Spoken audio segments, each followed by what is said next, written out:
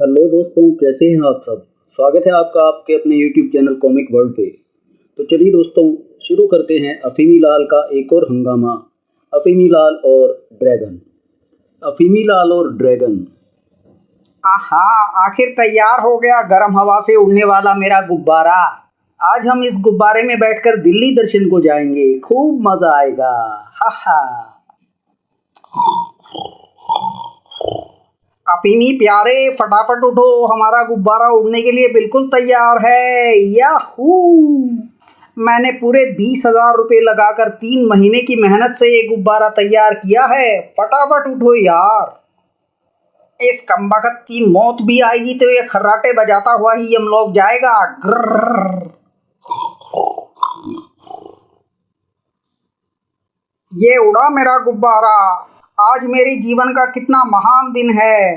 कहीं खुशी के मारे मेरी हृदय गति ना रुक जाए। हे हे।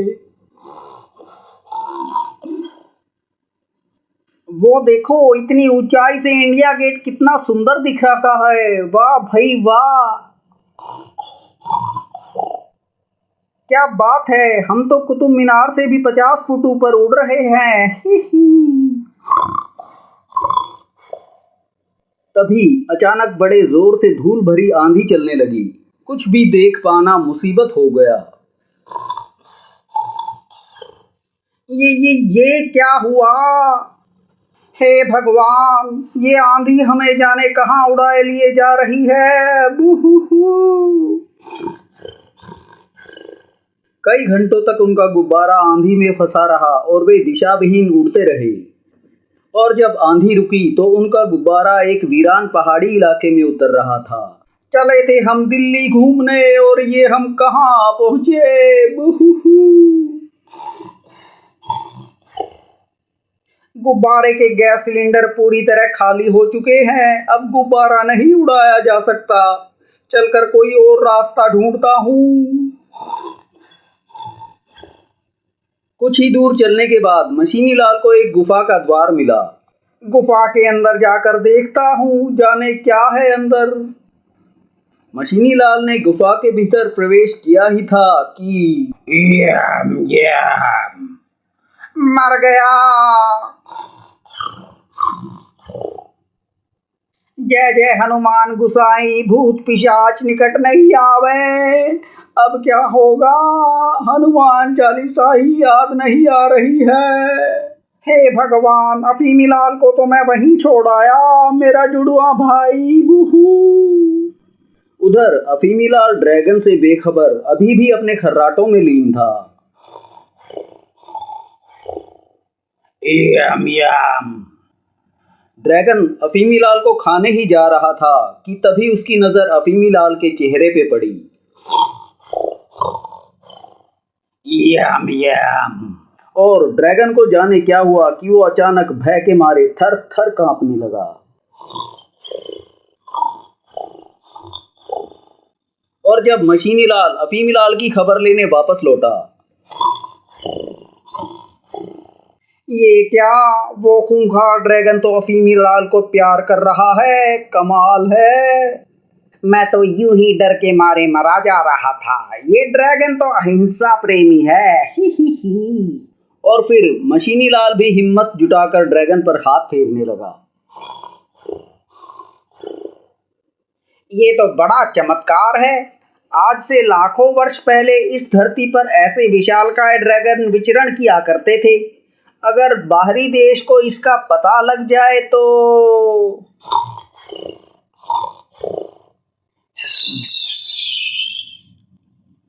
मशीनी लाल उस ड्रैगन के बारे में और जानकारी लेने के लिए उसकी गुफा में पहुंचा।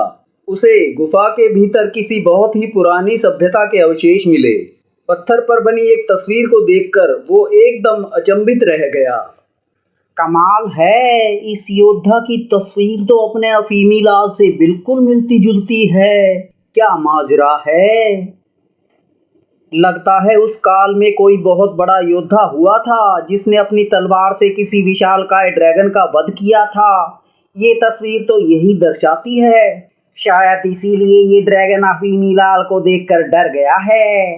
उसने अफीमीलाल को यही महान योद्धा समझ लिया है। ही ही। और फिर मशीनी लाल ने उस घाटी से निकलने के लिए एक तरकीब लगाई। ड्रैगन दोस्त, इसी तरह अपनी सांसों से आग उगलते रहो, अभी मेरा गुब्बारा उड़ने के लिए तैयार हो जाएगा। और कुछ ही देर में मशीनी लाल का गुब्बारा उड़ान भरने के लिए पूरी तरह तैयार हो चुका था। गुब्बारे की हवा इतनी गर्म हो गई है कि हम इस घाटी से आराम से निकल जाएंगे। ड्रैगन दोस्त, बहुत बहुत धन्यवाद। अब हम चलें, टाटा, बाय बाय। लेकिन जैसे ही गुब्बारा आकाश में पहुंचा, बड़े जोरों से आंधी चली और जब कुछ देर बाद आंधी रुकी तो उनका गुब्बारा वापस दिल्ली पहुंच चुका था। याहू! हम सकुशल वापस घर आ गए। वाह, क्या बढ़िया नींद आई थी, मजे आ गए। उसी शाम जब वे अपने घर में अपनी यात्रा की थकान मिटा रहे थे, अफीमीलाल, जरा सोचो, अगर हमारी ये आप बीती किसी अखबार में छपे तो कितना तहलका मच जाएगा। सारी दुनिया में हम मशहूर हो जाएंगे कि हमने एक अद्भुत ड्रैगन की खोज की है। शायद हमें ढेरों पुरस्कार भी मिलें। और दूसरे दिन सुबह ही मशीनी लाल एक अखबार के कार्यालय में जा पहुंचा। कहिए जनाब, आपको मेरी आप बीती सुन के कैसा लगा? ऐसी धमाकेदार खबर आपको पूरी दुनिया में खोजने पर भी नहीं मिलेगी। तुम्हारी आप बीती है तो बहुत दिलचस्प, लेकिन एक परेशानी है। परेशानी? कैसी परेशानी, जरा बताइए तो। हो सकता है आपकी ये आप बीती मनगढ़ंत हो। क्या कोई सबूत है आपके पास? मैं सबूत दूंगा आपको। मेरा भाई अफीमीलाल भी इस यात्रा में मेरे साथ था। वो चश्मदीद गवाह है सारी घटनाओं का। और मशीनी लाल तुरंत अफीमीलाल को ले चला। चल फटाफट, संपादक साहब ने हमारे लिए अपने अखबार का पहला पृष्ठ रोक रखा है। हे। ये है मेरा भाई अफीमीलाल, पूछिए इससे, आपको जो कुछ भी पूछना हो। ही। श्रीमान बताइए, क्या आपने ड्रैगन को देखा है? आज मंगल है, मैं झूठ नहीं बोलूंगा। पूरी यात्रा के दौरान मैं सोता ही रहा, मैंने कुछ नहीं देखा। सत्यानाश जाए तेरा कमबख्त। अब तुम लोग यहाँ से दफा हो जाओ, मेरा समय बर्बाद ना करो। Get out. समाप्त। अगली कहानी, अफीमीलाल और अनोखा गधा।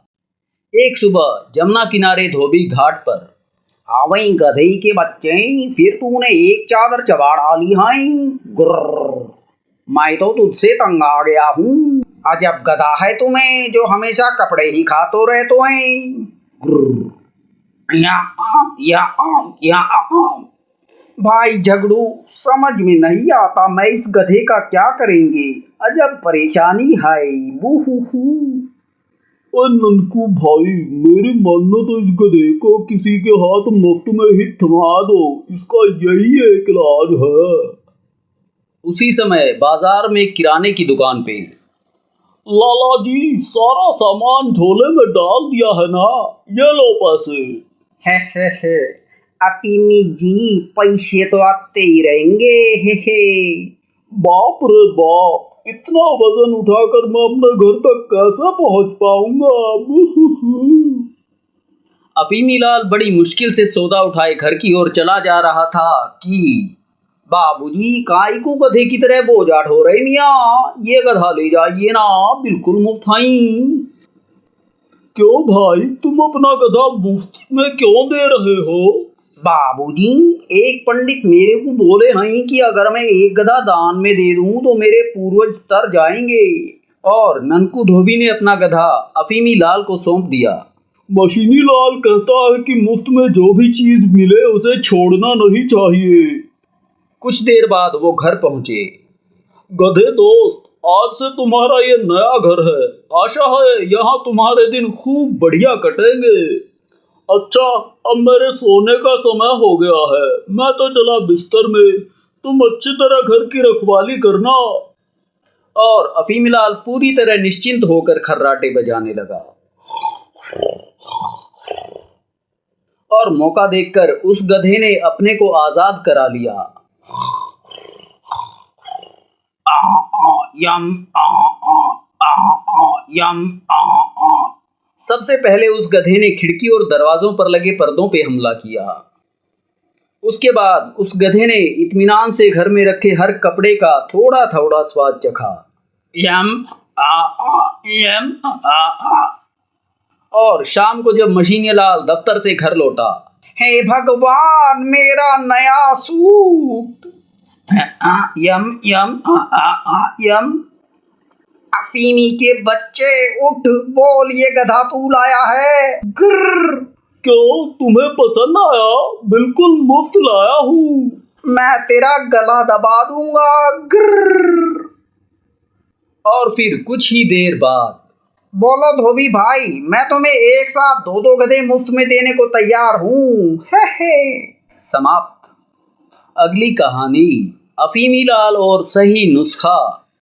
एक सुबह, कुंभकर्ण के अवतार, क्या तेरे उठने का समय नहीं हुआ है? हाय, आज मेरे सिर में भयंकर दर्द हो रहा है। सॉरी अफीमी, फिर तो तुम लेटे रहो, मैं तुम्हारा नाश्ता बनाकर यहीं ले आता हूँ। हाय राम। घर का सारा काम करने के बाद मशीनी लाल 11 बजे दफ्तर के लिए निकल पाया। अभी वो कुछ ही दूर गया था कि हे भगवान, जल्दबाजी में मैं अपना बटुआ ही घर भूल आया हूँ, वापस जाना होगा। आज तो मजा आ गया। सिर दर्द का बहाना बनाकर मशीने के बच्चे को अच्छा मूर्ख बनाया। अब तो सारा दिन मौज से खर्राटे बजाऊंगा। याहू। अच्छा, तो ये चक्कर है। मैं अभी इस छिपकली का सिर दर्द दूर करता हूँ। और मशीनी लाल दफ्तर जाने का इरादा छोड़ सीधा रसोई घर में पहुंचा। अब मैं केवल लाल मिर्च और काली मिर्च डाल के गर्मा गर्म काढ़ा बनाता हूँ। अफीमी प्यारे, ये काढ़ा तो तुम्हें पीना ही पड़ेगा, चाहे इसे रोकर पियो या हंसकर। अभी तेरी सारी सुस्ती दूर हो जाएगी। और जैसे ही वो भयंकर गाढ़ा अफीमी लाल के हलक से नीचे उतरा, समाप्त। अगली कहानी, अफीमी लाल और सुधार अभियान। उम्मीदों से भरी एक सुबह। अब बहुत हो गया, आज से मैं अपनी सारी सुस्ती छोड़ दूंगा। जय बजरंगबली की। सबसे पहले मैं अपने पूरे घर को गंगा जल से धोता हूँ। अब कपड़ों को ऐसे चमकाता हूँ जैसे चमचम चमकता सूरज। हा, घर को क्या बढ़िया सजाया है मैंने। और अब बनाकर लाया हूँ तरह तरह के स्वादिष्ट पकवान। यम यम। मशीनी लाल को हमेशा मुझसे शिकायत रहती थी कि मैं दाढ़ी बनाने से कतराता हूँ। बड़ा दिन हो गए अपने बालों को शैम्पू किए हुए। ला ला ला ला ला ला ला। पजामा कुर्ता पहनते पहनते मैं तंग आ गया हूँ। आज सूट पहनता हूँ। वाह, क्या बात है। बालों में कंघी करके मैं पूरा अमिताभ बच्चन दिखता हूँ। और उसी शाम मशीनी लाल थका मांदा दफ्तर से घर लौट रहा था। आज तो दफ्तर में इतना काम था कि मेरी हालत ही खस्ता हो गई। दिन भर कमा कमा कर मेरा बुरा हाल हो जाता है और वो अफीमी का बच्चा मौज करे। गुस्से में अफीमी लाल ने पत्थर को ठोकर मार दी। ठक। आइयो, मुझे ऐसा लगता है अफीमी लाल के चक्कर में मैं किसी दिन जरूर पागल हो जाऊंगा। और जब मशीनी लाल अपने घर पहुंचा तो वहां का दृश्य देखकर उसकी आंखें बाहर निकल आई। मशीनी भैया आ गए। ये तौलिया लो, फटाफट जाकर मुंह हाथ धोकर आओ, तुम्हारी चाय ठंडी हो रही है। ये सारा नजारा देखकर मशीनी लाल के सिर में एक साथ सैकड़ों घंटियां बजने लगी।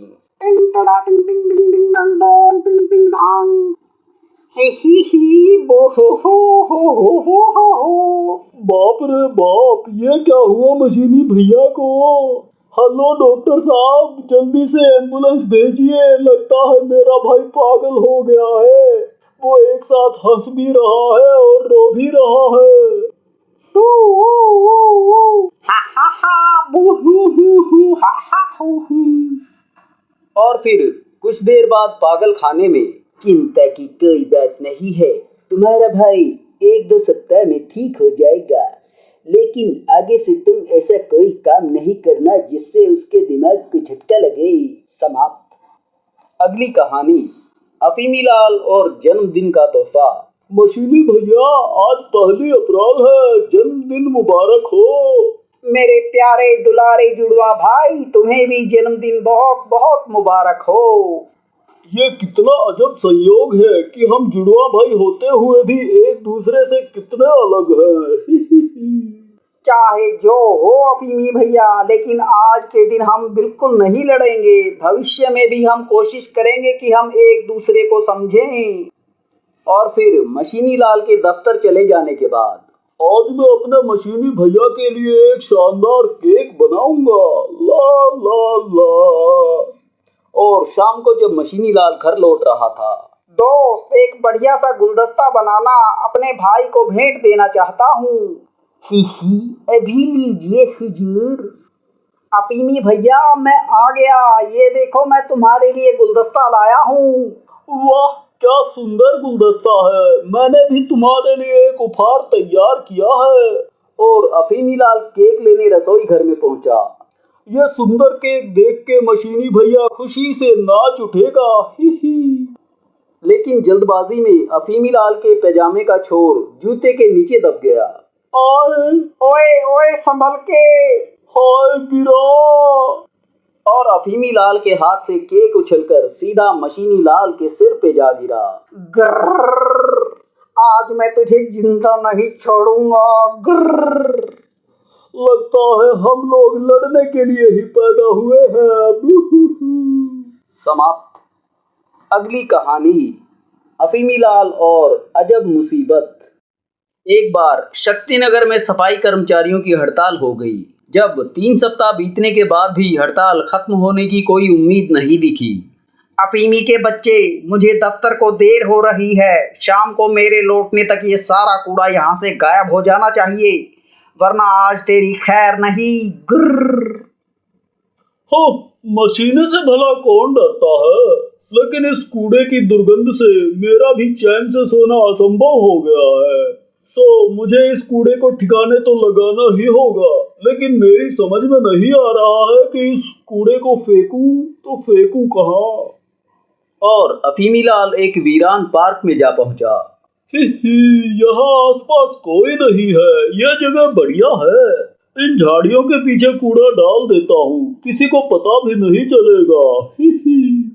लेकिन संयोग से उन्हीं झाड़ियों के पीछे हवलदार गजब सिंह आराम कर रहा था। आई, ये क्या छिपकली की दुम, ये कूड़ा डालने की जगह है क्या?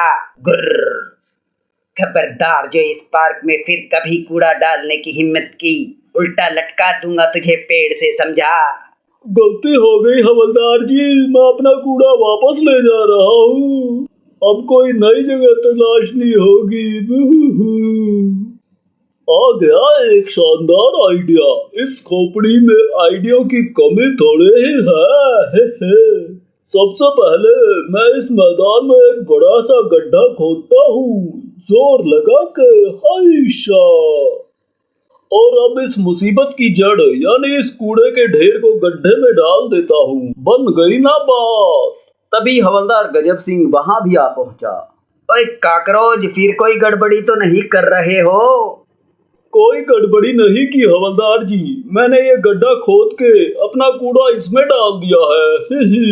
बहुत खूब। अब जरा ये बताओ कि इस गड्ढे में से निकली इस मिट्टी के ढेर को क्या मेरे सिर पे डालोगे? ग्रर्र। आज ये तो मैंने सोचा ही नहीं था। गधे के अवतार, अब फटाफट अपना कूड़ा उठाओ और यहाँ से चलते बनो। ग्रर्र। ये हवलदार गजब सिंह तो मुझ पर अच्छा गजब ढा रहा है। वाह, अब की बार मेरी खोपड़ी में असली आइडिया आया है। और फिर अफीमी लाल अपने घर से एक फटी चादर और एक सीढ़ी ले आया। इस बार किसी को भी खबर नहीं लग पाएगी कि मैंने ये कूड़ा कहाँ छिपाया है। चलो आखिर मुक्ति मिली इस दुर्गंध के ढेर से। अब घर चलकर नहाऊंगा और फिर चैन से खर्राटे बजाऊंगा।